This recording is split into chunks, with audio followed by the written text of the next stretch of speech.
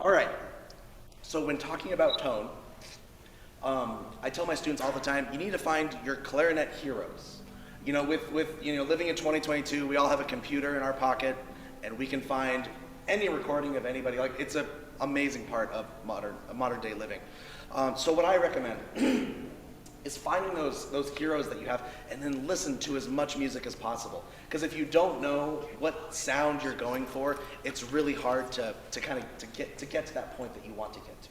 And so for me, when I was a younger student, I would listen to all of my clarinet heroes, and I would try to emulate not their tone, but like exactly how they played a passage. And then I would listen to somebody else, and I would try to mimic them. And this idea of learning by not really by rote, but by listening and copying and imitating, it's something that musicians have been doing for hundreds of years. And so this idea of trying to find that tone that you like and emulate it, I think is very important and shouldn't be overlooked. With that said, on the clarinet, something that I talk to my students about constantly is this idea of a centered and focused tone. One of my teachers, I studied with Bert Hara, and he talked about this idea of, let's say you go out and you buy a diamond ring. And when I was studying with Bert, I was looking for a diamond ring for my wife. And one day she told me, she's like, I don't really like diamonds. And I said, I'm going to marry that one. So we got her a much cheaper stone. But so you go out, you spend a ton of money on this diamond, right? And then you buy a $10 pillow to set this little diamond on, right? And so the diamond is the core of the sound, the core of your clarinet tone. And the diamond is all that like fuzzy airiness on the outside. That fuzziness and airiness, that doesn't project in an ensemble. Those higher overtones, that's not what goes through. There's so many times where you hear somebody who has now I know we don't like using like dark sound and bright sound. Those are annoying words because what people think is bright, others think is dark. I remember going to a clarinet convention and I can't remember who, and I was with a series of clarinet players, and I heard everyone say, oh, what a dark sound, oh, what a bright sound. And I was like, I don't think anybody knows what these words mean. So I really don't refrain. I really refrain from using that. But as an undergrad student, I wanted that dark sound. I wanted it to be dark chocolate, anything that you could imagine. And because of that, I developed a very tubby sound, and it was very and it doesn't project. And I'm trying to play in an orchestra, and it doesn't project at all. So this idea of the diamond, the core of your tone, the core of that diamond sound, that focused, centered sound, that is what I was going for. And so for me, it was finding equipment that allowed the reed to vibrate and that I was able to get that sound, but also getting that sound in my ear and listening to, in my case, it was listening to different clarinet heroes and trying to find that core, that diamond of the sound. So with that sound concept in my mind, I was able to be much more flexible. I had the ability to sound good at softer dynamics as well as louder dynamics, and my flexibility improved greatly. Whereas when I was going for that extreme dark sound, I really only had one color. It's like someone saying, paint this landscape, and you're like, I got one color and it's red. It's going to be red. Different shades of red, but it's red, and then you only go with red. And so this way, I feel like I have so many more colors in my sound and a lot more flexibility. And it really comes down to finding that pure centered sound and that diamond of the clarinet tone. So that's kind of my big thing for tone. And then embouchure has a big thing to do with that. Tongue position is very, very important that I talk to all my students about. I don't know if we have enough time to talk about that right now, but maybe you could kind of piggyback. We were asked if you would introduce yourself. Oh, my name is Dr. Corey Mackey. I'm the clarinet professor at TCU in Fort Worth, Texas. Awesome. We've seen a lot of you. Cool. Thanks. All right, we're going here. My name is Osiris Molina. I go by Ozzy, so if you see me, it's Ozzy. I'm the coordinator of the Woodwind area and professor of clarinet at the University of Alabama in Tuscaloosa, Roll Tide. I have to say that because it's in my contract. I have to say that. I listened to Corey speak about this, and it's just the way he worded it and the way he thinks of these things it's apropos, right? I have one of my classmates here from grad school is here today, and I remember when we were together, I would do a lot of listening. I was a CD. I collected records, and back in then, before there was Spotify and YouTube and all of these wonderful things, you had to go searching for these records of clarinet people in strange stores and things. And that's sort of the beginning of where I sort of tried to find a concept of sound that I felt I particularly enjoyed, right? The bona fide facts of the matter are one, right? If you don't have good rhythm, you have to have good rhythm, right? Fact number two, if you're gonna play the instrument, you gotta play the right notes, right? And those things are non-negotiables, and we're good. Now we start getting into the things that make you, you, and you, and me, and all those things, and oftentimes that comes to sound concept, right? The first thing you have to, I think, when you're dealing with a sound concept is understand that you have to make sure your fundamentals are correct. The last session we were discussing embouchure and how to create a fine embouchure, something that's efficient for sound production, for resonance, and for playability, right? Oh, God, that's terrific. God, that music there is amazing. Sorry, they do sound good. So before you tread down the line of what kind of sound do I want to have, are your fundamentals in a roughly secure place? The people in here, everyone here probably cares enough about the instrument that you do, okay? So then you start going into other directions. You start listening to what you like, right? Dark, bright, all of these things, these monikers, they change over the years, right?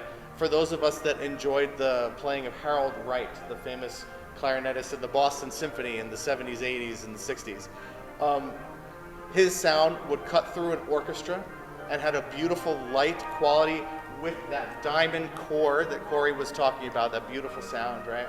But by today's standards, you would listen to him and say, there's a lot of high overtones, it's a little, and so then these things change. Your opinion of a tone changes, right? My teacher played on a certain mouthpiece. I would buy that mouthpiece. I don't sound like my teacher. When we're young, this doesn't make sense. When we're an adult, this makes perfect sense. We're all different. And so I think the thing to embrace with it is find the sound. You listen to the sound concept enough of what you like, you will find equipment that will bring you there, okay? But it's about having that idea in mind first. I know a lot of us want to do that, but really it's about, are your fundamentals good? Is your instrument in working order? Do you have reeds that are beneficial to what you're trying to do? Yes? Okay, then you will find the things. If that's the sound that you hear in your ear, you will almost unconsciously gravitate to equipment and techniques that are going to bring you closer to there. All right, but embrace who you are. Tone is a very personal thing. I wish I could sound like my grad school teachers. I just don't. But I sound like me, and that's who I am, and I accept it, and that's great. So do the same acceptance of yourself, and you'll be a much happier person, I guess. So thank you. So thinking back over the last couple of years, we as musicians kind of had a rough time, right? For those of us that are used to making music with others and having access to things, the last couple of years have been difficult. And I know we as a pedagogy committee have been talking about, but what are some benefits, what are some good things that came out of this time? So me as a clarinet professor, I guess I should introduce myself. I'm Pam Schuler. I teach at Eastern New Mexico University. Talking about this and thinking about this with my students, a lot of times we have smaller spaces that we practice in, and I refer to this with my students as practice room ears. And they'll go in the practice room and I have this big, beautiful sound and it's wonderful, but unfortunately there's a wall 2 feet this way, 2 feet this way, 2 feet this way, and 2 feet this way, and a very low ceiling. And a lot of students have come into lessons in the past and said, I just don't sound like I do in the practice room. And over the last couple of years, when we didn't have those practice rooms available, our building was not open, we had to venture out and find spaces, really got me thinking about how our idea of sound and tone, if you right now think about where is that space that you usually practice, what are the dimensions of that room, what are the acoustics of that room, chances are your perception of your sound is probably based off of one location unless you frequent around different spots to practice. And then we run into a problem if we enter a concert hall and it's like, whoa, this is really different. Or if we're performing a recital and the room is, hundreds of times larger than what we're usually used to playing in. That really kind of messes with our perception of our own sound and our own tone. So as we're thinking about what are some of the benefits that came out of these last couple of years, depending on where you live, I live in New Mexico, so I don't want to go out right now. It would be like maybe, 100 plus degrees outside baking down on me. But the spring is a beautiful time. So I've started thinking about why don't I venture outside? I'm going to head out in my backyard, or even on campus, we've had some lessons that are occurring, like we have a pergola outside, and thinking about about what does your tone sound like in a larger space where the sound is maybe sucked up a little bit more versus a really resonant concert hall. If you're a student, or I know those joining us online, we might have some band directors, getting your students in those larger concert hall spaces. I know with my students, when we had the pandemic, we were not allowed to teach in our office spaces, so we were able to go into our recital hall and teach. And for the first time, it was like, wow, these students, like, in speaking with them, it's like they're really getting this idea of a sense of sound, like how much do we need to project, versus if they're sitting in a practice room or in my office, which is a tinier space, we don't have that idea of how far do you need to project your sound. So these are, you guys said wonderful things about tone, but to add on to those, think about the spaces that you are practicing in, so then there's no shockers when it comes to concert time, that you're prepped and you know exactly what the feedback from that hall is going to be and what to do in terms of your support, your projection, so that you feel confident and you know what that space is going to be before you have to go in for an actual performance. Thank you. All right. I'm Stacy DePaulo, professor of clarinet at Southwestern Oklahoma State University. One of the things I appreciate about coming to a ClarinetFest is I feel that there are as many different tones out there as there are people. There are so many different ways to play the clarinet, and I'm always almost overwhelmed. And we all have our preferences. It sort of gets into some gray areas here. I want to talk about some of the things that I do, to maybe share that and see what you think. I am a big proponent of what I call the old French school of clarinet playing. I'll throw some names out there. Daniel Bonnard. If you don't know these players, you can go on YouTube. There's you can find recordings. Bonnard, especially, primarily orchestral excerpts. Louis Cahuzak, Gaston Hamelin, McLean. Any other big ones I'm missing? Primarily, and I can't emphasize, I think what you were saying a lot about Harold Wright, the concept of having in your mind what you want to sound like, more than anything, before you go to play. And what I would do is I would listen to those players with my clarinet in hand and my eyes closed, and I would maybe finger along or think along and try to imagine what were they doing? What were they doing inside of their mouths? Because a lot of tone comes from this internal structure. I kind of wish I played the violin sometimes because it's so easy to see. What are they doing with their wrist? What are they doing on the string? What is this hand doing? This is all a big mystery in so many ways. So I want to make this a little interactive. Can you all say, ah? Now say, ee. What's the difference in your tongue position that you're noticing with the ah? Down, low, and flat, right?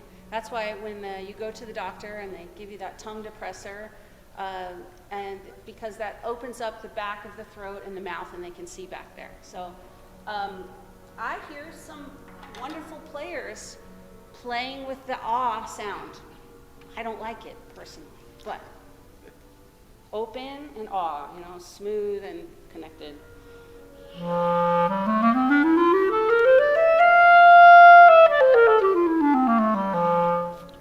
And one of the questions is, do I have a great read and setup? And the answer is no right now.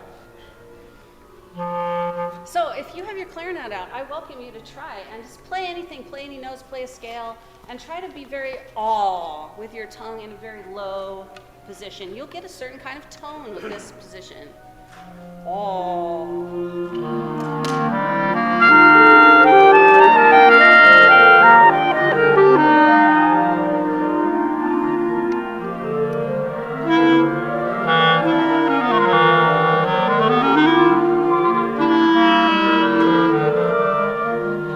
It's very relaxed, but it can lose some focus. One of the things I love about the old school French players is that no matter what range of the instrument they were playing in, the top notes, the highest notes, down through the chromatic scale all the way down to the bottom, is every note was round and resonant and full like a beach ball. It's just beautiful.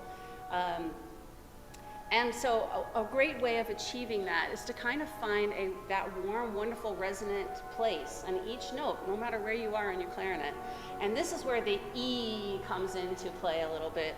Everybody say E again. E. You'll notice when you do that, the back of your tongue raises a little bit, sort of like that curved airplane wing, right? E. Now let's make a slight adjustment to that. Let's say EU. U. This is my favorite way to make a great tone on the clarinet, is to think EU, because it gets that loft in the back of the tongue, but the U, the U, opens up that throat a little bit. So it's almost like a little bit of the best of both worlds. That smooth, warm of the aw, and the focus and ring and resonance of the E. So everybody say U. I'll play whatever you were playing if you have your clarinet, and try, I'll demonstrate here. Hopefully you can hear some difference between my ah and my U.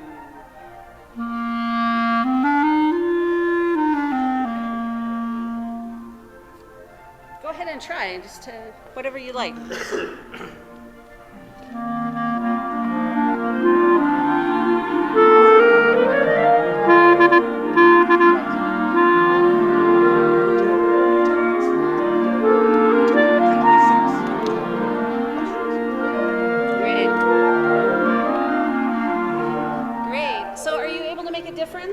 Are you feeling the difference? It may take some time, but literally we'll play through my pieces and think EU all the way through, and a certain notes. The high D, for example, it's a bright, thin note. It tends to be E, and I especially like to think U on that note, or when I'm starting a high note, to get that tone, that round, beautiful tone. So yes, listening to our models. Another competing wonderful model of clarinet playing is the German school. Some of you know players from the German school. I think there's some overlap. If you listen to some of the best players in the old French school, like Harold Wright or Robert Marcellus, I forgot to mention, and you listen to some early recordings of the German school, say Karl Leister, oh wow, it's another quality, it's a beautiful quality, and there's some overlap there. So listen. I would say that's the biggest thing to do for your tone, is listen and try to emulate what you like, and realize that a lot of it is internal in your voicing. So, can I throw it back to you? Anybody want to add? Oh my goodness. I think there's so much that was said already here that's pretty much nails it down. One slight variant on what Stacy was talking about with the embouchure, and something that I like to tell my students sometimes is, for those of you that have any German at all in your that speak any German, we know the U with the two dots over it, the umlaut, right? We know this kind of thing. I was taught once that that's a fairly good. It's a diphthong, so it's a combination of two different vowel sounds kind of in one, right, for you singers out there. And then, but it's a good embouchure, it's a good resonance place to make a good sound. So essentially what it is your mouth is saying ooh, but your tongue is saying E, right? So often what you'll do is you'll start with the E, you'll say E, and then you'll bring your lips in to the ooh shape, but you have to keep the E tongue up, right? So E, and that's not a vowel sound we hear in English very often, but in Germany it's very common. Yeah. So it brings the corners in, it brings the tongue high, and it gives you the advantage of both. So just something for you to think about when you're messing around in there. Another thing that I've used in master classes a lot, and you can do this with yourself, or if you're a teacher and you have a series of clarinet students in front of you, have them finger a low C. Oh goodness, dry reeds. They're always fun. Thank you, Reno. And what you're going to do is you come behind them and you hit the register key, and then you hit the G sharp key. And what that does is you're going to get those out of tune partials. And if your tongue position is in the right spot, all three are going to come, and they're going to come out. If not, I'm going to try to do a low tongue position. And if you don't get that G sharp out, then chances are your tongue's a little bit too low. And it's a really quick and easy way to diagnose students, like right, and you can just go around, ba, ba, ba, ba, ba, ba. It even works sometimes on bass clarinet. But let's all try that once. If you have a clarinet out, finger a low C. You don't have to use your right hand. I was just doing that to show. But then tap that register key, and then with your side, just bump that G sharp key. You're very good. You're very good. Awesome.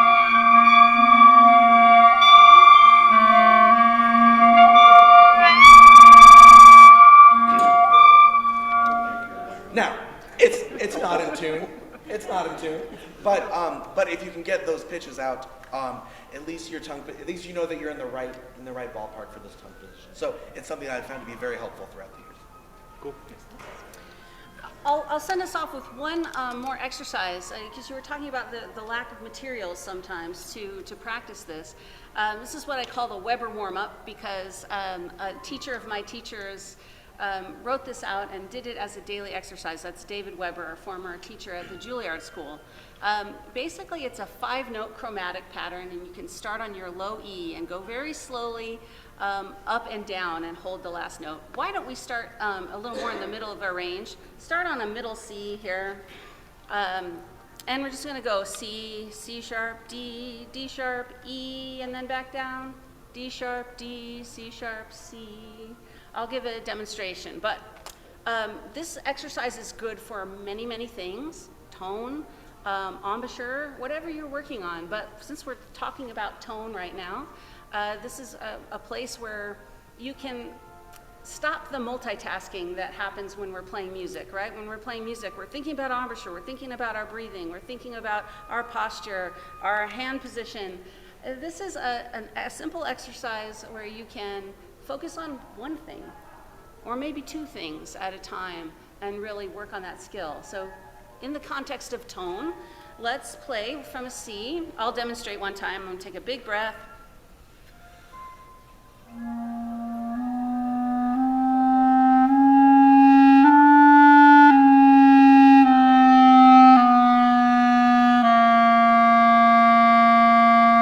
And you hold that note very long. So starting piano and getting fortissimo at the end. So maybe I'll conduct while I'll try slowly, thinking about your best embouchure tone, good breathing, or maybe even just you all the way up and down. Big breath, here's C.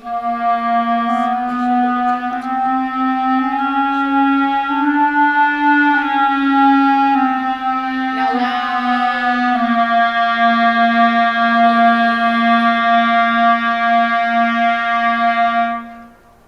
Good.